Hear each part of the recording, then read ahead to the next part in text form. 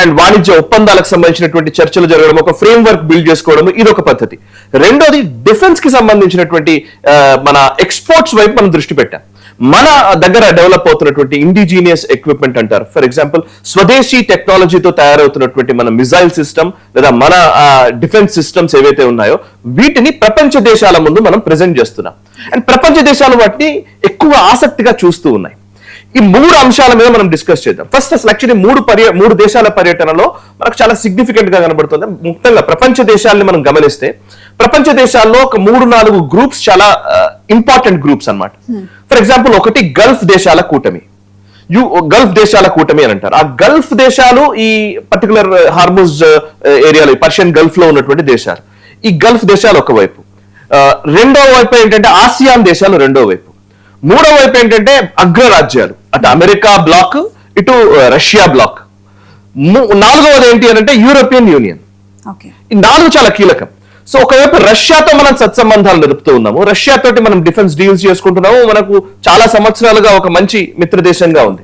ఇంకోవైపు అమెరికా తోటి కూడా మన టెక్నాలజీ డెవలప్మెంట్ నడుస్తుంది, టెక్నాలజీ ఇన్వెస్ట్మెంట్స్ జరుగుతున్నాయి. ఆ దేశంతో కూడా మనం జీ ఇంజిన్ గురించి మాట్లాడుతున్నాము, వాళ్ళతో కూడా మంచి రిలేషన్స్ మెయింటైన్ చేస్తున్నాం. ఈవెన్ ఇప్పుడు ఫ్రీ ట్రేడ్ అగ్రిమెంట్ కి సంబంధించి కూడా చర్చ జరుగుతోంది. సరే, డొనాల్డ్ ట్రంప్ వచ్చిన తర్వాత కొంత పిచ్చి ప్రేలాపనలు చేయడంతో కొంచెం ఆపేశారు వాటిని. యూరోపియన్ యూనియన్ తోటి ఆల్రెడీ మనం ఫ్రీ ట్రేడ్ అగ్రిమెంట్ చేసుకున్నాం, యూరోపియన్ దేశాల కూటమితోటి మనము ఫ్రీ ట్రేడ్ అగ్రిమెంట్ చేసుకున్నాము, అండ్ యూకే తోటి ఫ్రీ ట్రేడ్ అగ్రిమెంట్ చేసుకున్నాం. సో ఈ పర్టికులర్ సిచ్యువేషన్ లో అటు గల్ఫ్ దేశాలతో యుఏఈ కావచ్చు, సౌదీ అరేబియా కావచ్చు, ఈవెన్ బహ్రెయిన్ కావచ్చు, ఒమన్, కువైట్, ఈ దేశాధినేతలందరితోటి కూడా మోదీ గారు చాలా అద్భుతమైన రిలేషన్స్ మెయింటైన్ చేస్తున్నారు. అందులోనూ యుఏఈ తోటైతే ఈ మధ్య కాలంలోనే ఒక డిఫెన్స్ ఒప్పందం చేసుకున్నాము. అండ్ అంతేకాదు వాళ్ళతో ఆయిల్ కి సంబంధించి ఒక పైప్ లైన్ మనం ఏర్పాటు చేసుకుంటున్నాం.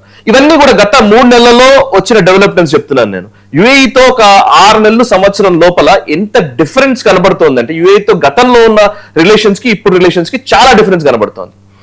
ఇప్పుడు ఆసియాన్ దేశాల కూటమికి సంబంధించినటువంటి వాళ్ళతో మనం చర్చలు జరుపుతున్నాం. అందులో ఆసియాన్ దేశాలంటే ఏమేంటి అని అంటే కనుక Brunei, Cambodia, Indonesia, Laos, Malaysia, Myanmar, Philippines, Singapore, Thailand, Vietnam. ఈ దేశాలన్నీ ఆసియాన్ దేశాలు అంటారు. ప్రస్తుతం భారత ప్రధాని నరేంద్ర మోదీ గారు ఇండోనేషియాకి వెళ్లారు. ఇండోనేషియా ఆసియాన్ దేశాల్లో కీలకమైనటువంటి ఒక దేశం. ఈ ఆసియాన్ దేశాల్లో ఇప్పటికే మనము మన మిజైల్స్, ముఖ్యంగా బ్రహ్మోస్ సిస్టమ్ ఏదైతే ఉందో బ్రహ్మోస్ ని ఇప్పటికే మనం ఫిలిప్పైన్స్ కి ఇచ్చాము, వియత్నాం కి ఇచ్చాము, ఇప్పుడు ఇండోనేషియా కూడా బ్రహ్మోస్ ఇస్తున్నాం. సో అంటే ఆసియాన్ దేశాలకు ఎందుకు అంత ఇంపార్టెంట్ అంటే ఆసియాన్ దేశాలు మొదటి నుంచి కూడా చైనా కంట్రోల్లో ఉన్నాయి. నిజంగా చెప్పాలంటే చైనా డిక్టేట్ చేస్తూ వచ్చింది చాలా సంవత్సరాలుగా. ఇవాళ ఆసియాన్ దేశాలు చైనా నుంచి దూరం జరగడానికి ఆలోచిస్తున్నటువంటి టైంలో వాళ్ళ భారత్ వైపు చూస్తున్నారు. సో భారత్ వైపు చూస్తున్నారు. సో ఇండోనేషియాకి మనం ఇవాళ మన బేసికల్ చెప్పాలంటే మన ఆయుధాలు వాళ్ళకి ఇవ్వడం దగ్గర నుంచి వాళ్ళతో ఒప్పందాలు చేసుకుంటున్నాము. సబాంగ్ పోర్ట్ అని ఒకటి ఉంది. సబాంగ్ పోర్ట్ ని డెవలప్ చేసే ఒక బాధ్యత ఇప్పుడు జాయింట్ డెవలప్మెంట్ అగ్రిమెంట్ మీద సంతకం చేయడం జరిగింది. సబాంగ్ కరెక్ట్ గా చెప్పాలంటే స్ట్రాటజిక్ లొకేషన్. చైనాకి వెళ్ళేటువంటి గూడ్స్ ఏవైతే ఉంటాయో అందులో ఆల్మోస్ట్ 40 to 50% గూడ్స్ ఆ సబాంగ్ పక్క నుంచే వెళతాయి. ఓవైపు సబాంగ్ ఇండోనేషియాకి సంబంధించిన నార్థన్ టిప్, అది సబాంగ్ అంటారు. ఆ సబాంగ్ పోర్ట్ ని మనం డెవలప్ చేస్తున్నాము. సబాంగ్ కి కొన్ని మైల్స్ దూరంలోనే పైకి అంటే నికోబార్ ఐలాండ్స్ కి సదరన్ టిప్ అంటే దక్షిణాదిలో ఉండేటువంటి చివరి భాగం అదేంటంటే ఇందిరా పాయింట్ అంటారు. ఆ ఇందిరా పాయింట్ దగ్గర మన ఆర్మీ ఎస్టాబ్లిష్మెంట్ ఉంది, మిలిటరీ ఎస్టాబ్లిష్మెంట్ ఉంది. So Indira point, Sabang port ఈ రెంటి మధ్యలో నుంచే చైనాకు సంబంధించిన ట్రేడ్ నడుస్తుంది. అంటే ఇక్కడ మనం సబాంగ్ పోర్ట్ ఎప్పుడైతే ఇండోనేషియా ఇండియా కలిపి నిర్మిస్తామని ప్రకటించిన తర్వాత చైనాలో ఒక రకమైన ఒక టెన్షన్, ఒక వణికైతే మొదలైంది అనుకో. ఎగ్జాక్ట్లీ. ఇప్పుడు మనం హార్మోజ్ గురించి ఏదైతే మాట్లాడుతున్నామో హార్మోజ్ కి 10 టెన్షన్ ఇవాళ చైనా పడుతోంది. వై? బికాస్ హార్మోజ్ ని ఆపగానే ప్రపంచం మొత్తం అతలాకుతలమైంది. ఒక ఇరాన్ కి హార్మోజ్ ఎలాగో ఇవాళ భారత్ కి సబాంగ్ కాబోతోంది. సో సబాంగ్ పోర్ట్ ని మనం డెవలప్ చేస్తున్నాము అని అంటే కనుక అక్కడ మనం నావల్ షిప్స్ పెడితే కనుక మనము ఇందిరా పాయింట్ నికోబార్ ప్రాజెక్ట్ మనం ఒకటి చేస్తున్నాం. ఈ నికోబార్ ప్రాజెక్ట్ లో భాగంగా ఆ పర్టికులర్ అండమాన్ నికోబార్ దీవుల్ని మనం డెవలప్ చేస్తున్నాము.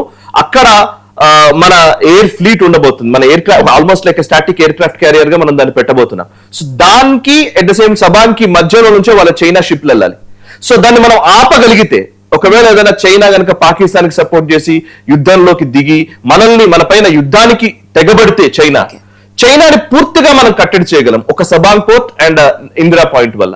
సో ఇది మోస్ట్ స్ట్రాటజిక్ ట్రిప్ ఈ ప్రస్తుతం అయితే. అందుకే ఇండోనేషియా ప్రెసిడెంట్ భారత ప్రధానిని అంతగా ప్రశంసలు గుప్పించడము మీరు చూస్తుంటారు. ఆ వీడియోలో ఆయన మాట్లాడిన విధానము అవన్నీ చూస్తుంటే అయితే అసలు ఇండోనేషియా ఇంతలా భారత్ కి దగ్గర ఎలా అయింది అని చాలా మంది ఇప్పుడు ముక్కున వేలేసుకుంటున్నారు. అండ్ ఈ పర్టికులర్ ఒక ఇండోనేషియా వరకు మనం పరిమితం కాలేదు. ఇండోనేషియా నుంచి ఇంకా కొంచెం ముందుకెళ్తే వియత్నాం లో ఒక పోర్ట్ ని అదాని డెవలప్ చేస్తున్నారు.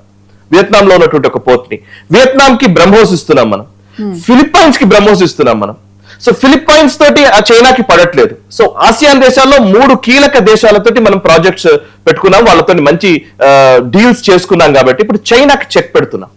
అండ్ ఇంతేకాదు ఇప్పుడు మనం నెక్స్ట్ ఆస్ట్రేలియా గురించి మనం మాట్లాడితే ఆస్ట్రేలియాకి ఉన్న ఒక సిగ్నిఫికెన్స్ చెప్తాను.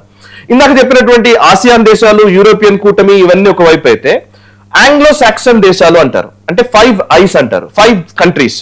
5 కంట్రీస్ ఏంటి అని అంటే ఒకటి America, Canada, UK, Australia, New Zealand. ఈ 5 దేశాలు మొదటి నుంచి కూడా ఇది ఆల్మోస్ట్ ఎట్లా అంటే ఒకరికొకరు ఇచ్చిపుచ్చుకునే ధోరణిలో ఉంటారు. అంటే వేరు వేరు కాదు అనే ఒక భావన అన్నమాట. 5 ఐస్ అని అందుకే అంటారు బట్టి ఆంగ్లో సాక్సన్ కంట్రీస్. ఈ 5 దేశాలకు మంచి సంబంధాలు ఉంటాయి. కానీ డొనాల్డ్ ట్రంప్ వచ్చిన తర్వాత ఏమైందంటే ఈ 4 దేశాలను దూరం చేసుకుంటున్నాడు. అందులో మేజర్ గా మార్క్ కార్నీ, కెనడా ప్రధాని మార్క్ కార్నీ అయితే డైరెక్ట్ గా ఆయన కెనడా గురించి ఆయన చేసిన వ్యాఖ్యనే ఉంది. డొనాల్డ్ ట్రంప్ ఏమన్నాడంటే కెనడా అసలు సపరేట్ దేశంగా మేము గుర్తించము, 51వ రాష్ట్రంగా అమెరికాలో చేరిపోండి అని చెప్పాడు.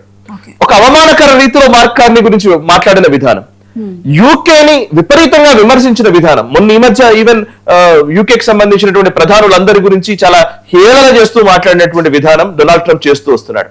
సో యూకే మొదటి నుంచి సెకండ్ వరల్డ్ వార్ నుంచి అంతకు ముందు నుంచి కూడా ఇద్దరి మధ్య మాకు తెలుసు కదా, ఇద్దరు విపరీతమైన మిత్ర దేశాలు. అట్లాంటి యూకే వాళ్ళ అమెరికా నుంచి బయటకు వస్తున్న పరిస్థితి, కెనడా కూడా పక్కా చూపులు చూస్తున్న సందర్భం. సో యూకే తోటి already Bharat free trade agreement చేసుకుంది, కెనడా తోటి కూడా మనం ఫ్రీ ట్రేడ్ అగ్రిమెంట్ ఆల్మోస్ట్ దగ్గరకు వచ్చింది. ఇక మిగిలింది ఆస్ట్రేలియా అండ్ న్యూజిలాండ్. ఇప్పుడు న్యూజిలాండ్ పర్యటనలో మోదీ గారు వెళ్తున్నారు కాబట్టి న్యూజిలాండ్ తో కూడా ఫ్రీ ట్రేడ్ అగ్రిమెంట్ చర్చలే నడుస్తున్నాయి. అండ్ ఆస్ట్రేలియా తోటి కూడా అగ్రిమెంట్స్, చాలా సీరియస్ అగ్రిమెంట్స్ చేసుకుంటున్నాం. ఇంకోటి ఏంటంటే చాలా ఇంట్రెస్టింగ్ అంశం ఏంటంటే క్వాడ్ దేశాలు అని అంటారు. క్వాడ్ దేశాలకు కూటమి అని మనం చాలా సార్లు మీరు వినుంటారు. క్వాడ్ అంటే 4 దేశాల కూటమి. చైనాకి ఆల్టర్నేట్ గా, చైనాకి చెక్ పెట్టడం కోసం Bharat, Japan, Australia and USA ఈ 4 దేశాలు కలిసి ఒక కూటమిని ఏర్పాటు చేసుకున్నాయి. కానీ డొనాల్డ్ ట్రంప్ వచ్చిన తర్వాత ఈ 4 దేశాల కూటమి ముందుకు వెళ్ళలే, దీనికి చాలా వరకు స్టాల్ చేస్తూ వచ్చాడు. దీంతో భారత్ ఏం చేసిందంటే అటు జపాన్, ఆస్ట్రేలియా 2 దేశాలు ఉన్నాయి కదా, యాక్చువల్లీ నిజంగా ఎక్కువ ఎఫెక్ట్ అయ్యేది మనకే. బికాస్ చైనాకి, సౌత్ చైనా సీకి ఆనుకుని ఉన్నటువంటి దేశం జపాన్, పసిఫిక్ లోకి వచ్చిన దేశము అటు ఆస్ట్రేలియా, ఇటు భారత్ ఎట్లాగో ఉండనే ఉంది. సో భారత్, ఆస్ట్రేలియా, జపాన్ కలిసి యుఎస్ ముందుకు వచ్చినా రాకపోయినా, డొనాల్డ్ ట్రంప్ ఇంట్రెస్ట్ ఉన్నా లేకపోయినా, ఆ క్వాడ్ ఏదైతే ఆబ్జెక్టివ్స్ పెట్టుకుందో ఆ ఆబ్జెక్టివ్స్ ప్రకారం మనం అందరం పనిచేసుకుంటూ వెళదామని మనం డిసైడ్ అయిపోయాం. సో అందుకే మీరు ఇప్పుడు అబ్జర్వ్ చేస్తే జపాన్ ప్రధాని భారత్కి వచ్చారు మొన్న, ఇప్పుడు భారత ప్రధాని ఆస్ట్రేలియాకి వెళ్తున్నారు. సో డీల్ చూస్తుంటే మనకు అర్థమవుతుంది. సో చైనాకి చెక్ పెట్టడం కోసం భారత ప్రధాని ఇటు ఇండోనేషియాతో ఒప్పందం చేసుకున్నాం మనము, సబాంగ్ పోర్ట్ ఇందాక మాట్లాడాము, అండ్